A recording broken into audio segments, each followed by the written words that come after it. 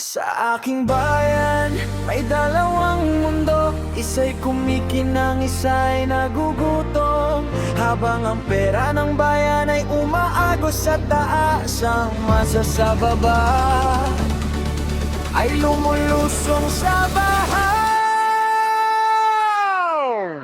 Sa opisina nakabarong ngiti parang santo, pero sa likod ng mesa milyon ng balato. Mga kontrata lagdas sa dilim, habang ang tao sa pila gutom pa rin. Kotse niya bago, bahay parang palasyo. Party gabi-gabi, maleta linggo-linggo. Pero si Mang Juan, overtime na naman, para lang may kanin ang kanyang tahanan.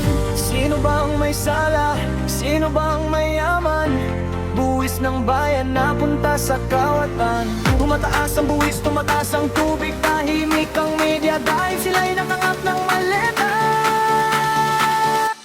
Buwis ng bayan, saan napunta?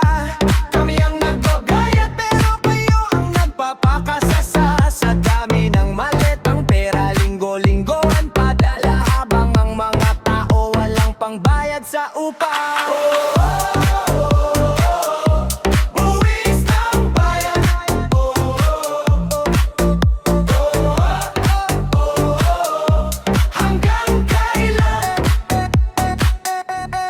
Selfie sa resort, caption para sa serbisyo, pero ang pondo pala diretso sa negosyo. Scholarship na wala, hospital kulang sa pondo, pero sa social media panay pakitang tao. Nanay sa palengke, nagtitinda ng gulay, anak niya sa eskwela, baon ay tinapay. Habang si congressman bumili ng bagong kotse, ang asawa at na gastos dito, gastos doon.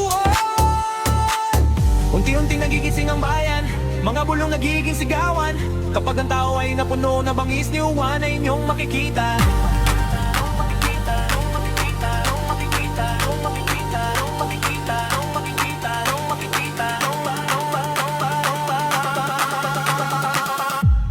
Buwis ng bayan, saan napunta? Kami ang nagbagayat, pero sila lang ang masaya. Maletang puro pera sa ghost project napunta. Sobrang abala sila, puro lang naman sila simula. Napakasakit na maisip. Ang kinabukasan namin masikip. Kung ang boses ng mahirap ay maririnig, babagsak din ang trono ng ganit.